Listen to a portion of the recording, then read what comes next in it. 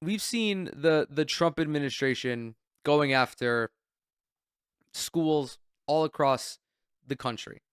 Columbia, obviously. Donald Trump, I believe, froze federal funding to Maine because the governor told him to go fuck himself, and that, of course, includes all universities in Maine. Donald Trump is trying to influence the curriculums and the actions of private universities by withholding funds from them. Columbia is the most notable example because they are a bunch of pussies and allowed Donald Trump to exert this control over them. In the aftermath of all of the pro Palestinian protesters, in the aftermath of the kidnapping of Mahmoud Khalil, Donald Trump froze federal funding from Columbia. He made a deal with them where, in order to receive this funding again, they have to alter, I think it was Middle East, African, and Asian studies. They have to alter those curriculums as well as replace various department heads to appease the Trump administration. Harvard was experiencing the same treatment. Donald Trump froze $2 billion worth of funding to Harvard. And instead of backing down, Harvard did the thing, the morally correct thing, by standing up to and suing the Trump administration. This comes at a time where I just talked about Columbia, but also big business is siding with Trump. Not only that, there are law firms all around the country who are aligning themselves also with Trump in the way of doing pro bono work, for example, or allocating funds to defend the Trump administration. Many prominent law firms are doing just that. Harvard is like the biggest or most notable institution to stand up against Donald Trump. This is courtesy of, I don't remember who this is courtesy of. I think this is this is courtesy of CNN. I'm just waiting for this fucking ad to be done. University is now suing the Trump administration over the administration's threats to cut billions of dollars from the university's funding. It's the latest escalation in the showdown between Harvard and the Trump administration after Harvard's leaders rebuked Trump's demands to change key policies and courses even. CNN's Jeff Zeleny is at the White House. Jeff, what is Harvard University's president saying about the lawsuit? Well, Jake, this lawsuit is coming in. It's being filed against a variety of different agencies and cabinet secretaries, from RFK Jr. at the Department of Health and Human Services to Pam Bondi to the Defense Department. Basically, all the agencies that have some funding for research programs at Harvard University. But we've just obtained a letter from the Harvard president that explains what is at stake here. And Alan Garber, the president, writes this. He said, these actions have stark real-life consequences for patients, students, faculty, staff, researchers, and the standing of American higher education in the world. He goes on to say the consequences of the government's overreach will be severe and long-lasting. So, Jake, what's at issue here is the proposed freezing of funds of some $2.2 billion, and then a new potential round of funds being frozen of $1 billion. Now, these are a variety of programs, but a lot of them are medical programs. A lot of them are research programs. So this is one thing that Harvard is really standing up in a way that many other universities have not, trying to take this fight directly to the administration. Of course, we should point out one of the reasons Harvard is able to do this is because they do have the largest endowment of any college. And so far, the White House has not. I think Harvard's endowment is like $60 billion. Columbia also would have been able to do this. They had a record-setting endowment in 2024 of roughly $15 billion. Obviously, $1 billion to Columbia means more to them than it does to Harvard, but Harvard recognizes the gross government overreach that this is. The attempt to influence the curriculum of a university, of a private university, nonetheless, is gross. It's ridiculous. Harvard is not only standing up for private institutions, but public institutions as well.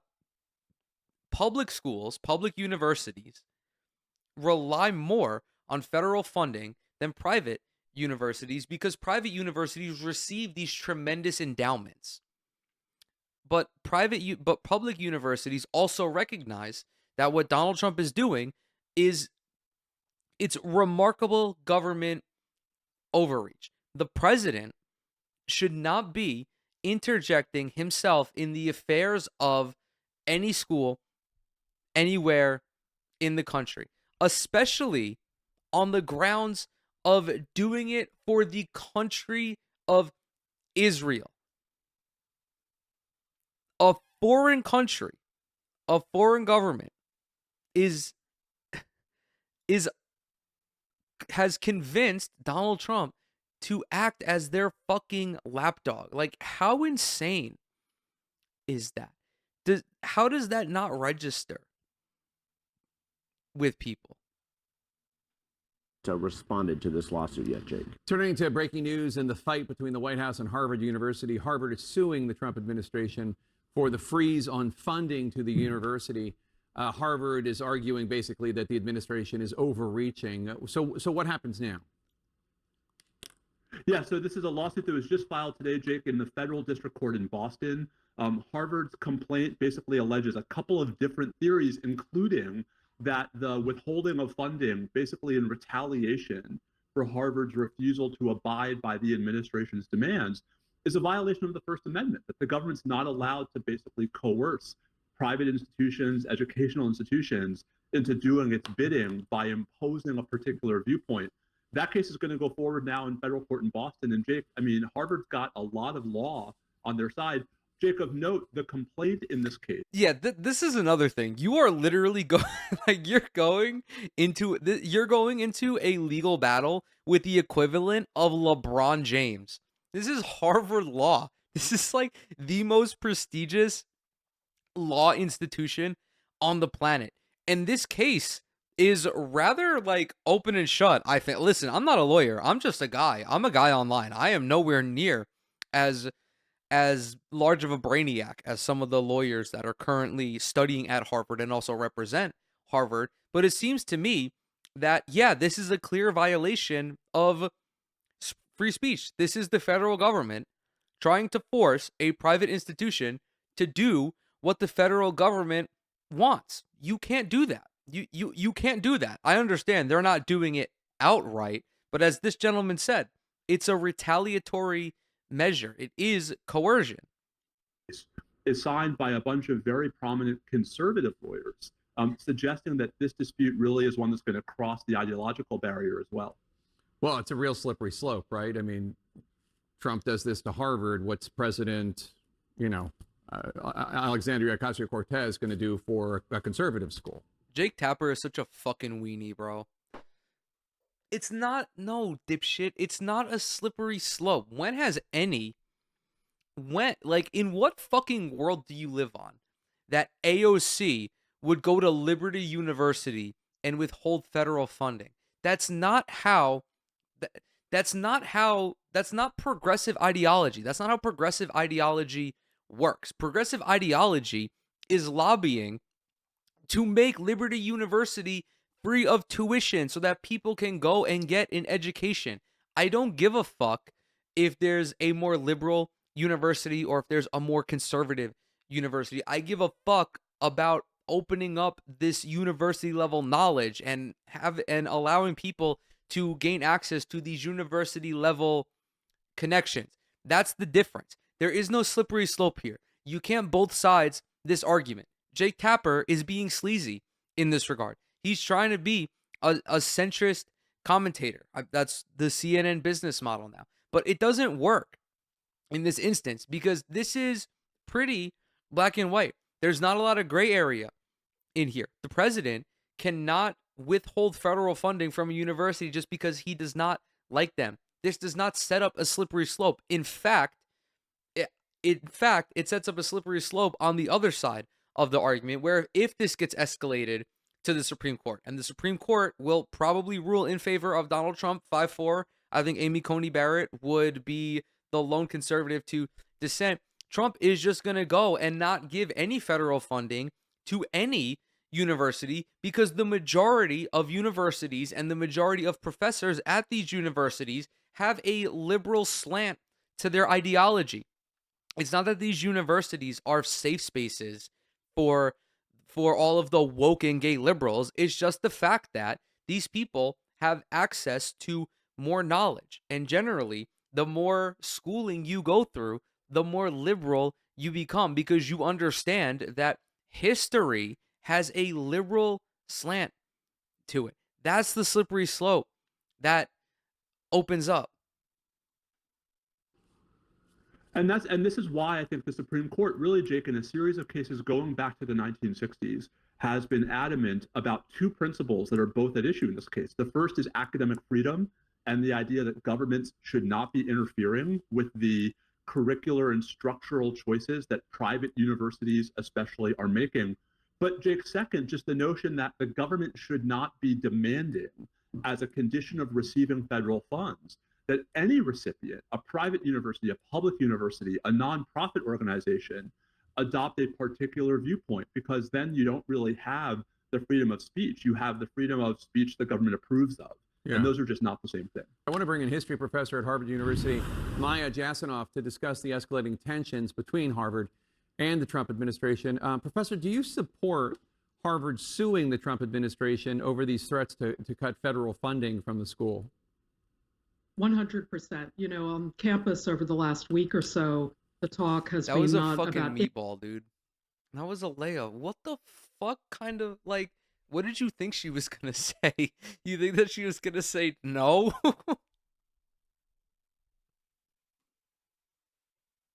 if, but when.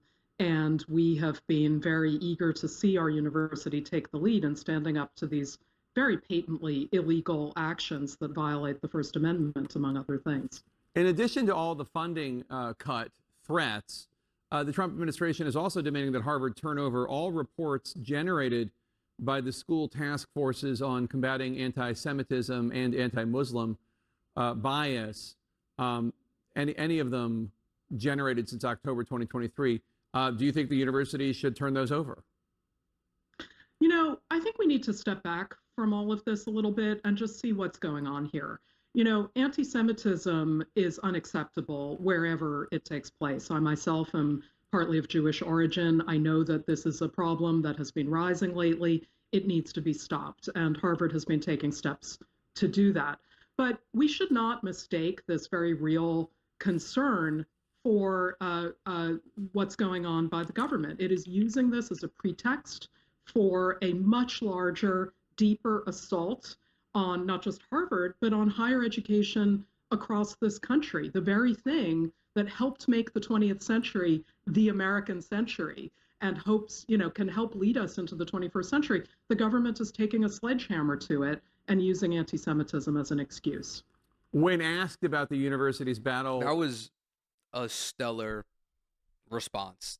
I think that this lady has media training. She has the proper media training as well, because she took a dumbass fucking question from Jake Tapper and recentered it on the actual conversation. With the Trump administration, a Harvard employee who wanted to remain anonymous tells CNN, quote, "Nothing has united Harvard's deeply fractured campus more," unquote, than Trump taking you guys on. Do you agree? I absolutely do agree. You know, I think one of the, from my point of view, positive things about the very difficult times we've been experiencing since October 7th, 2023, is that the faculty and staff and students have really pulled together more around ideas of what universities are for.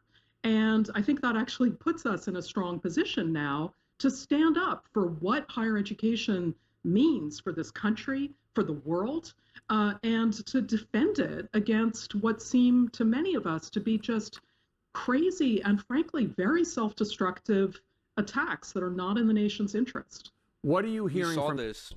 Oh fuck! I almost just knocked my smoothie over.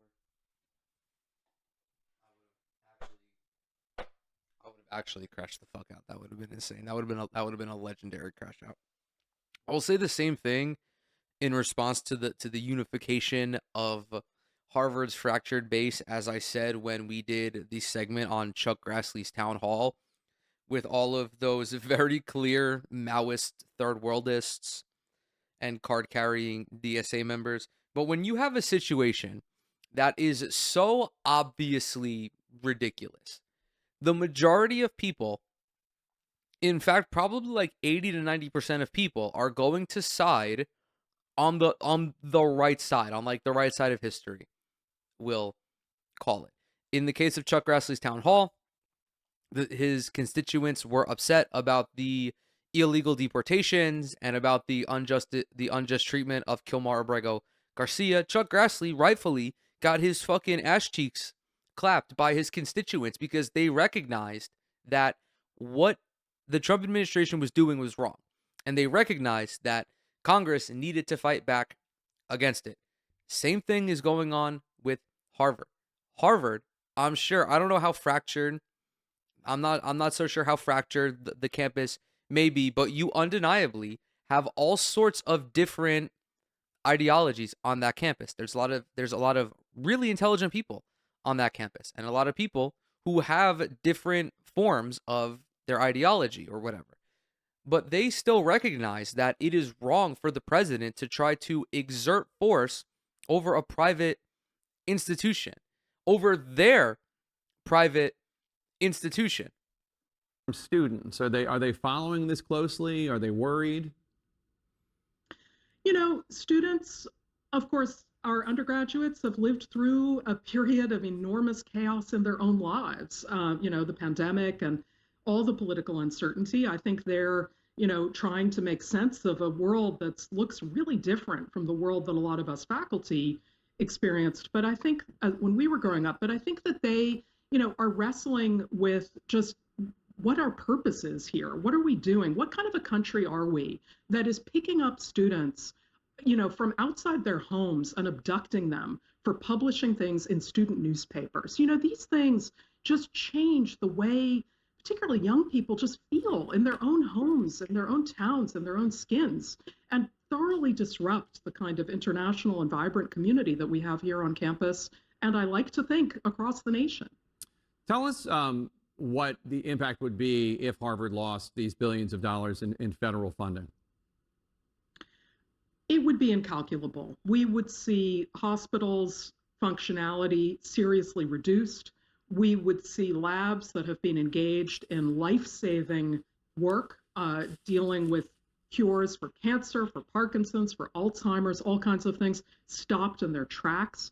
We would see thousands of layoffs, quite possibly. We would see a huge just break put on what has been an engine of innovation and accomplishment. Again, I just want to highlight the complete sort of sense of self-destructiveness that this feels like for those of us who are here doing the work of scholarship and teaching and research to try to make a better society, to try to make a better nation and world. All right, Professor. It's the same consequences that public universities feel when the Department of Education gets decimated and when there's no more money pouring into those schools. We can look at the University of Alabama, Birmingham, for example, who is the second largest employer in the state of Alabama. They run hospitals, research centers, all of the same areas of research that this lady just mentioned. And no more funding from the Department of Education means that not only will research be halted, but people will lose their jobs. There are real consequences that stem from this. Just like the president of Harvard said, there will be severe and long-lasting consequences from negligent actions such as this. It will grind some operations to a halt. I can't speak on the specifics of it. So all of the areas that this lady just mentioned, I would agree with. But beyond that, it's the precedent of having this type of case escalated to the Supreme Court, and the Supreme Court siding with Donald Trump. That is the potential worst turnout for this. Don't misunderstand me. Research centers closing would be catastrophic. Hospitals closing would be catastrophic. But imagine that multiplied across the country from all of the other universities that would have their federal funding frozen because they didn't put up a fucking statue of Benjamin Netanyahu in the campus square.